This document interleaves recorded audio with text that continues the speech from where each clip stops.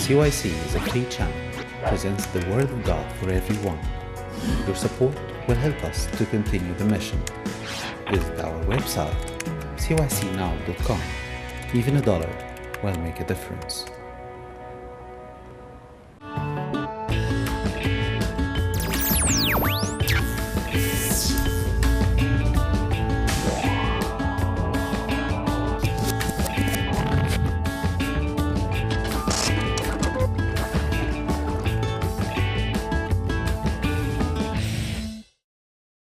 Hello, and welcome to a new episode of To Be Joined in Christ. Today we'll be talking about a new topic. Our topic today is to be attracted to someone.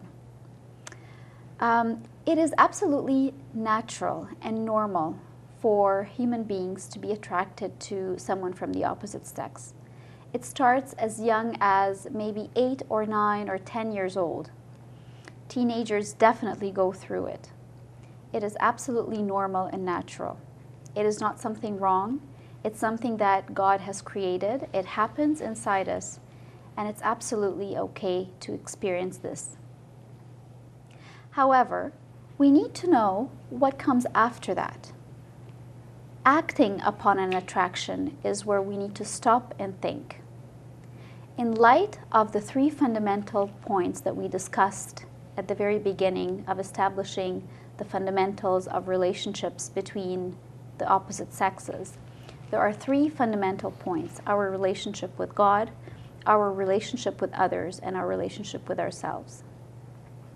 In those 3 fundamental points, we establish whether it is okay to act upon that attraction or not. Also, we discussed in one of our previous episodes, am I ready to act on that attraction? And we've established that in order to act upon an attraction, we need to be emotionally mature, we need to be socially mature, and we need to be, to a certain extent, financially mature. Once we have established that it's okay to act upon our attraction to someone from the opposite sex, a lot of questions come up. Questions like, can I get attracted to someone? Can I do something about it? Should I start or should he start? What are some of the hinders and the fears and the thoughts that go through the young woman or the young man's head as they feel their attraction and they feel the urge to take it to the next step? Joe? Thank you. Hi everyone, this is Joe Saad again. And speaking of what Gigi was talking about, I'd like to share with you a story that Hillary and Bill Clinton always talk about. It's about the day they first met. And the story goes like this. They met at Yale's University Law Library, and they locked eyes. And they stayed like that for a few minutes till Hillary took the lead and she walked towards him and said, you know, we've been locking eyes and we've been staring at each other. My name is Hillary Rodham. What's yours? So the guy froze and he couldn't even remember his name. So this was quite the first impression for her. And you know, later on, it has formed a lot of chapters from the American history. But I think what we're trying to say by sharing this story is that it's okay for either girls or boys to get to know the other and to get to know their personalities and to get to know their feelings and to make the first step. Do you ladies agree with that? By the way, we haven't introduced our guests today. Our guests are Kathy. Thank you, Kathy, for coming. Thank you. Kirsten, thank you for coming, for being on the show. Do you agree with that, or this is something that's really off? I agree. I think girls should have more of an open mind that it's not always the guy that needs to make the first move. Mm-hmm. I mean, it comes to a point where you're at a certain age. If you're 8, 9, 10 years old, you know, you don't know any different. But when you're at an age where you're going into, you know, thinking about marriage, thinking about kids, thinking about future career, for sure, I don't think girls should wait for a guy to approach them. If you feel mutual attraction, a girl should take the initiative as well, I think. Is the social stereotype dictates that the guy should make the first approach? Oh, yeah. I think even parents, you know, kind of plant that in their children's head. Like, you know, guys are usually the one. And I mean, if for all girls, I think that's what we all think. When you go on a date, it's always the guy that has to pay. Or, you know, the guy has to open the door. The guy has to always take the lead, essentially. That's going to be a very But I expensive think, initiative. For sure. Kristen? I agree. I disagree. It's a mixture of both. It's more so, maybe it's because it's been embedded in me as well, but I think guys should, they should take the first, they should make a first move. I think at the same time, women shouldn't feel discouraged, exactly. To take the first move. Yes. I mean, if the girl's going to wait all the time for a guy to make the first move, They're going to wait forever. what if the guy's so scared? They're going to wait forever. Not necessarily. Not necessarily. I don't know. Let's talk. So what? So we've established that it's girls prefer that boys take the first step. However, it's not necessarily that they have to wait. No. But let's talk about some of the reasons why either a boy or a girl do not take that first step. What are some of the hindrances? Fear. Or fear. Okay. Fear of rejection, I think, is ultimately the rejection. number one for everyone. Yeah. Yes. For guys Yes, and I girls. agree. Fear of I rejection. agree. For sure. Absolutely. I agree.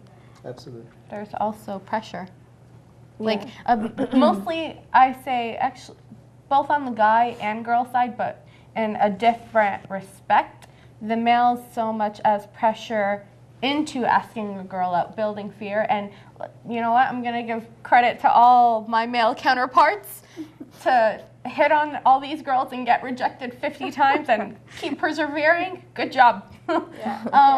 But girls, at the same time, they get pressure from parents, and it's like, you know, you need to find a good, strong husband. It's like, okay, so can I ask a guy? Well, he needs to, you know, the idea that a strong Christian man would make the first move. He's the leader. He's the one that'll go approach you. He's the one that's gonna, you know, lead the family. So it's almost like, is he the one that's supposed to approach me first? I don't get it. They don't make them anymore. Yeah. We're running out. Yeah.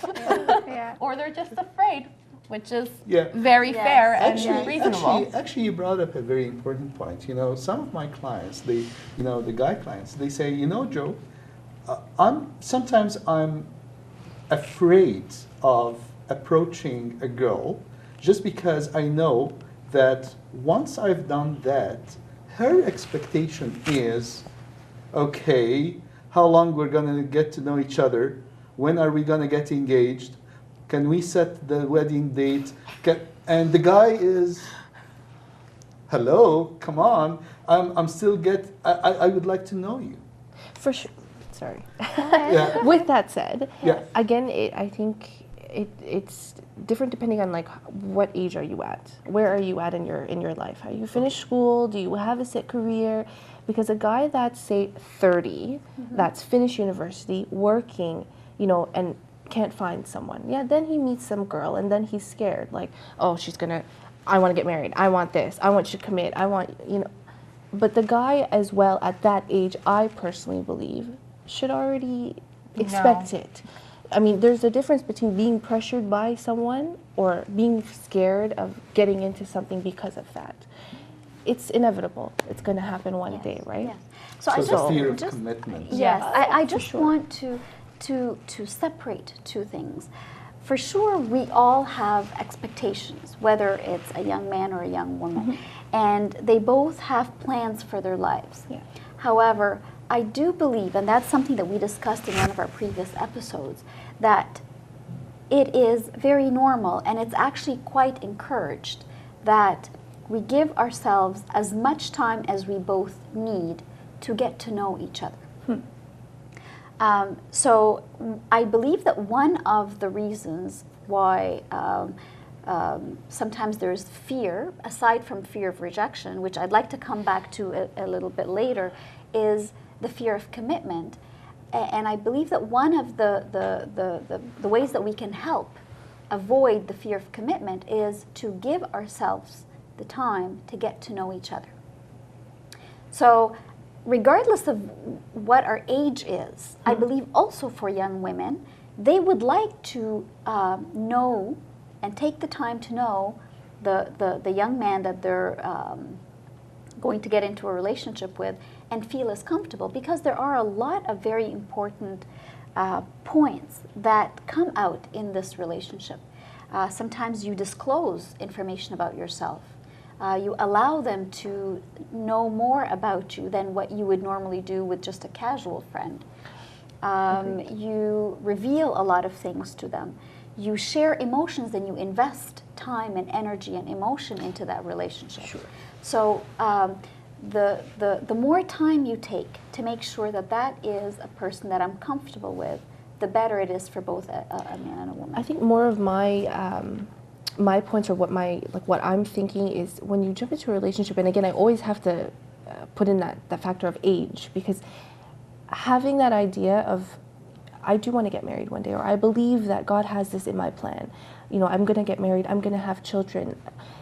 Learning all the different little aspects of one person, you know, favorite this and dislikes and all those kind of things, I think you can build along the way. But if you meet someone, again, at that age, and you haven't established whether or not, do you want to get married? Is that, because there are a lot of people now in our day and age that are like, oh, I don't want to get married, I don't want to have kids, I just want to, you know, get rich and buy a condo and that's it, you know. But I think when you establish that at first, like, what are your plans? What are your future plans? I think it's going to save everybody a lot of time. That's a good point. I think. That's a very good point. That's a good point. Because there's a lot of and for the sake of our audience, we talked in a previous episode about, can we just be friends? And I think, you know, this stage bridges the two coming from, like, you know, a guy who is not yet committed and a lady who would like to see some sort of commitment and some sort of timeline kind of thing. Can we just be friends? Can we just get to know each other until we feel comfortable towards each other? Personally, I believe that it is best if we call it setting expectations. Putting a timeline into the equation, especially at the very beginning, does create some sort of pressure. It means that you have to work within a certain time frame. And while I believe it's easier done for little things like what do you like, what you don't like, I don't think it actually works for deeper issues like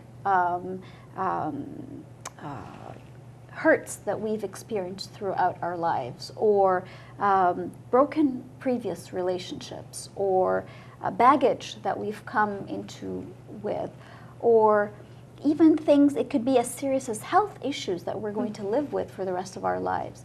So I totally agree with the fact that we need to set expectations. And to your point, Kathy, agree up front that my vision of myself and my life is that I would like to get married and I would like to have children. I'd like to establish a family and build a home for Christ. What is your plan for your life? That is absolutely okay, and it's actually fair. Absolutely encouraged I think that's so to lay those expectations, but putting timelines against it, especially at the early stages, might create some pressure. And I believe it could be one of the factors why young men and young women avoid having those conversations or avoid getting into a relationship. I believe. No, agreed. I mean, everything I said minus the timeline. You know, there are some girls and some guys that are I want to, get married in a year. I want to have kids in 2 years. scary. Yeah. That, I think, for a lot of people that are like that, my opinion, it's all fear. Fear of never being able to get married, fear of wasting so much time to not get married. And, us females, we're only we have essentially a timeline to get pregnant. Yeah. So of course females think that, like, if I waste all my time, I'm not going to have enough time to have kids, or, if I hit 40 years old, it's going to be dangerous to have a kid. Yes. So I think, for most women, that pressure with the timeline, it's because of fear of it not happening, perhaps. Yes, it's our biological Speaking of clock. timeline and age, I've read a recent statistic saying that in Western world, 90% of people get married at an age of 50. What? Is that the Nine- first marriage or the second marriage? They never mentioned which marriage was that, but I would 90%? 90% of people get married at age of 50. So which is Or are those married. Canadian Sorry, I just statistics? want to say are married. They get married at age of 50. I find that very hard to believe, Joe. 90% Yeah. at the age of 50. Yeah. So what are all those young families that have kids? Yeah, it was a shocking news for me because maybe it has something to do with the age factor that we're talking about here. Is that people who don't want to commit, or don't want to have to work according to a specific timelines in their life, but all of a sudden they figure out that, hey, I'm 40 and I'm 45 and I'm 50. I gotta get married one way or another. It was really shocking for me. But I want to throw this question: is age a fear factor for us? You mean With regards to getting married, I think it's, you know what? Ultimately, I think it's the fear of being alone. Ultimately, because it's been what I was told. It's more difficult to find someone the older you get. So the older you get, for me, it's not even just a biological thing. The older you get, the more difficult it is to find someone. The less, I don't want to use the term picky, but like the more compromises you're gonna have to make. You know what? Fine, okay. I don't care if he has a decent job. He could live on the streets. Why not? Like, it's just you tend to compromise more, and then your options are less. And I think the ultimate fear is you're gonna die alone. Quite frankly, you're just gonna die alone. Yeah. I also want to take us back to one important topic that we talked about, which is fear of rejection. Because I do believe that that is an important point that we need to address, and hopefully brainstorm some ways by which we can help ourselves and the audience who are watching us avoid that fear of rejection. Is there anything that we can do as women to help with that? What if I get approached by a young man and I just don't feel the attraction, or I'm not into that? I'm gonna make a comment. Go ahead. I remember reading, it was more of a blog, and it was someone complaining about girls from Toronto, and they were just going off about how, it's so difficult to approach a girl from Toronto. She's so cold. I try and go up to her and just say hi and be like, no. But I think from a girl's perspective, it's difficult to weed out the guys that have, how do I say that? Like, Well, bad intentions. Let's say bad intentions versus good intentions. But at the same time, as a female, you shouldn't be shutting off every guy. If someone comes up and says hi, just smile politely, and even if you're not interested, at least have that courtesy of just saying hi. Like, okay, fine, you're not attracted to him, okay, just don't be rude. And I think that's another fear. They're afraid of getting like that rude rejection in front of all their friends, and you know, let's be honest here, a guy's ego, huge. So.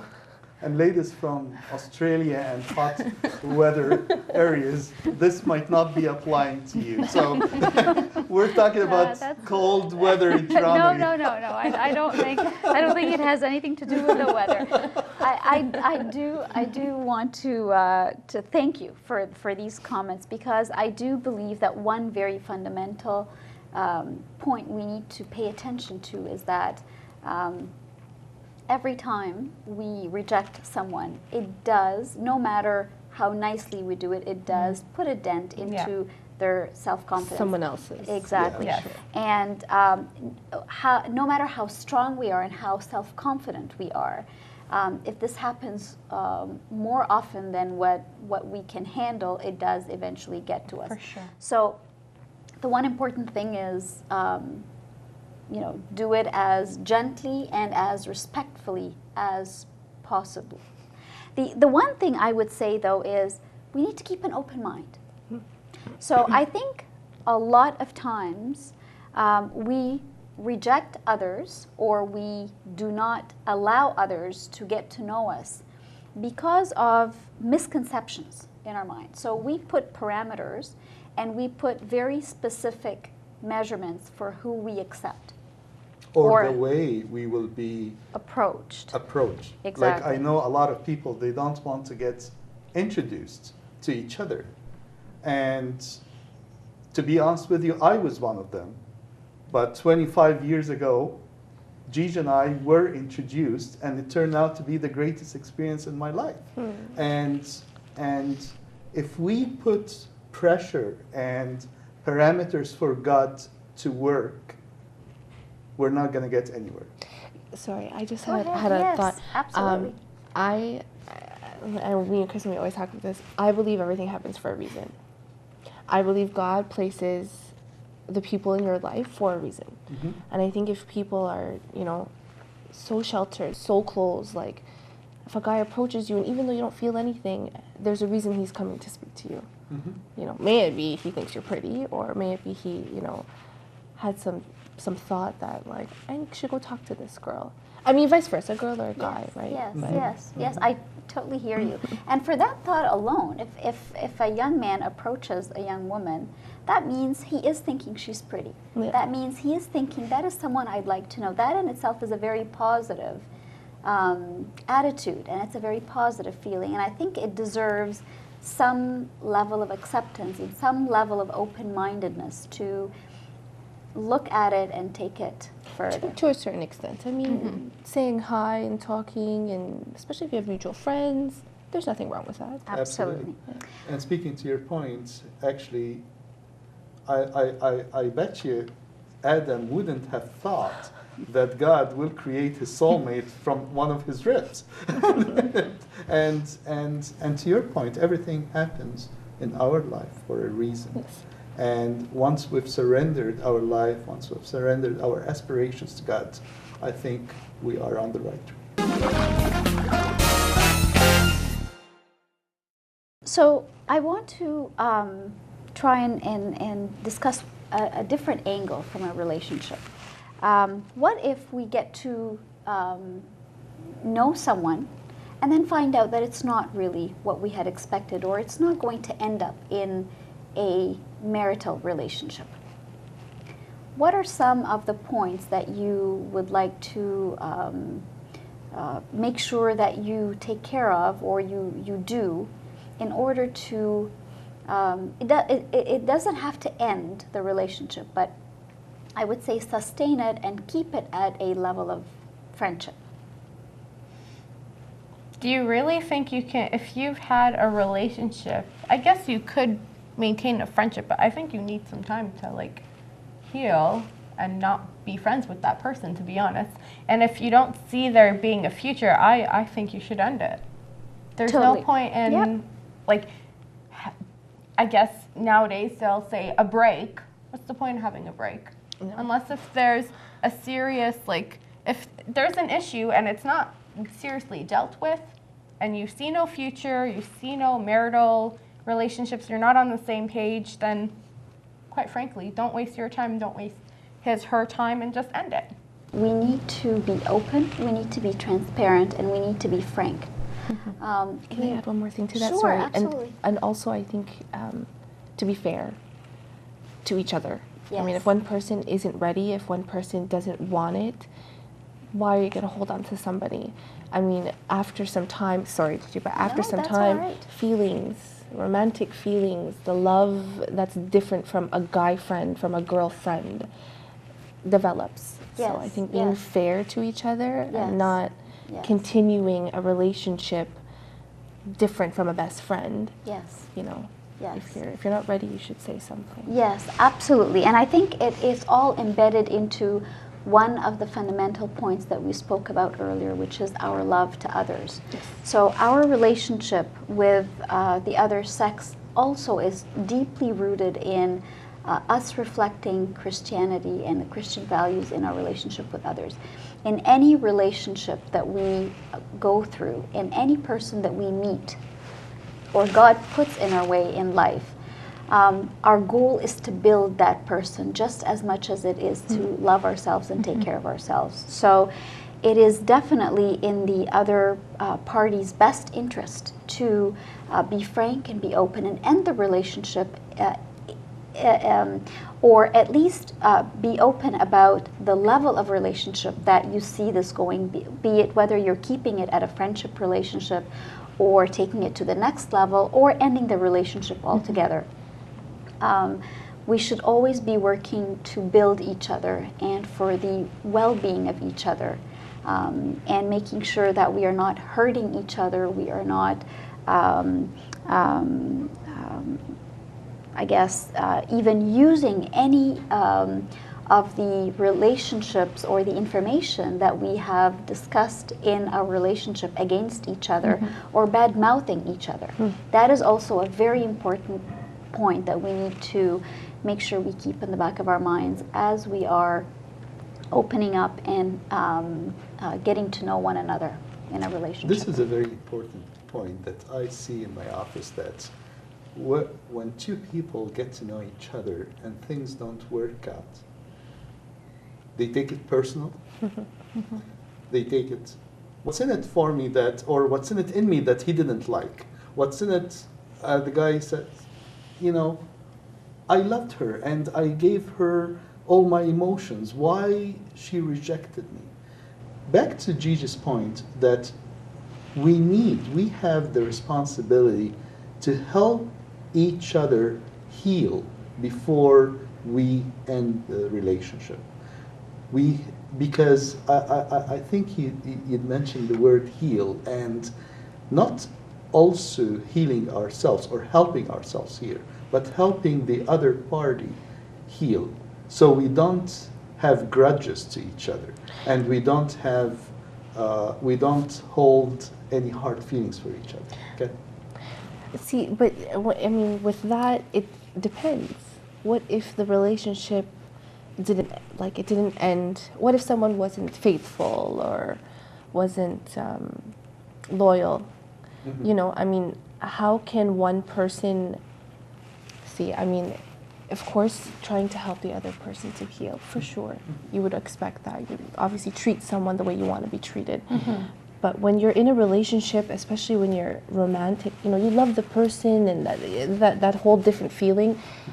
Someone's not faithful, someone's not loyal. It's hard to put all of that, the hurt, the hate aside and try to help that person heal from the relationship that they ruined. But you owe it to yourself to express It's true. your needs True. and the things that really hurt you the most to the other person. And things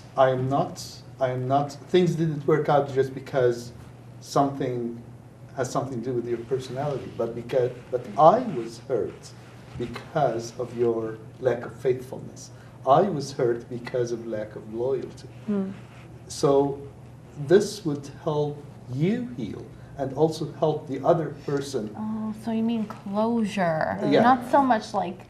Okay, now I understand. Yeah, Okay. because the word heal, it's sort of means a closure to Okay. your personal emotions and also to the other party's personal emotions. So it's a very important thing, and we're discussing here, should not the relationship mature into the next level? Yes, I think we need to put a little bit of perspective maybe on this, is that we are talking about a possible relationship, so something at the very beginning where we are still getting to know each other. We are attracted to each other, someone makes the first approach, and then we're getting to know each other as friends first, and then we will see if whether the relationship will develop into something further or not. So I guess the key point is communicate clearly, do not be vague, do not give mixed messages, be as transparent and as open as you can. And if at any point in time there is something that you're not comfortable with, it's good to voice it out and speak about it. For sure. And if, again, as I said, if you do not want to continue with the relationship, then it shouldn't be a surprise to the other person. It should be something that, again, you have signaled, you have brought up, and you give them time to understand, and you part ways, or you maintain just the friendship level in a way that does not hurt the other person, and, as I said, continues to build them and build yourself as well. So with that, I would like to thank you both very much for a very good conversation. I think it was very helpful. Brought up a lot of very good points. Thank you for having us. Thanks, Joe. And to the audience, thank you very much for joining us. Please join us again in our next episode. Thank you.